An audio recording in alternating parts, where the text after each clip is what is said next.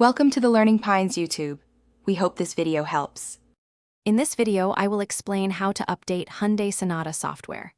Keeping your vehicle's software current is essential for optimal performance and access to the latest features.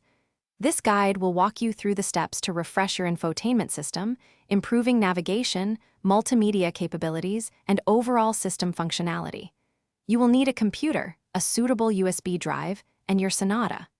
Remember, the engine must be running throughout the entire update process.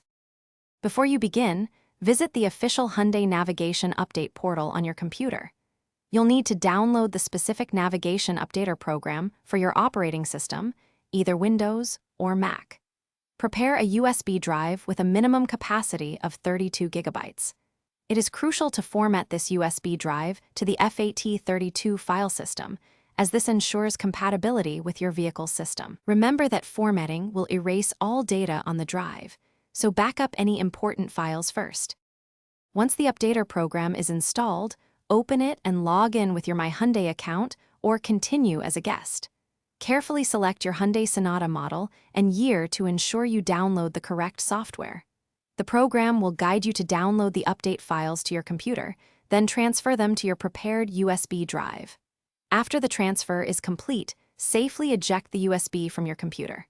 Now, head to your Sonata and insert the USB drive into the main USB port, often the one used for Apple CarPlay or Android Auto. With the USB drive inserted, start your Sonata's engine and ensure it remains running throughout the entire update process. Your infotainment system should detect the update and display on-screen prompts. Follow these instructions carefully to initiate the installation. The update duration can vary, typically ranging from 20 minutes to over 1 hour. It is critically important not to turn off the engine or remove the USB drive until the update is fully complete and the system has rebooted. Thanks for watching. Consider subscribing if we helped you.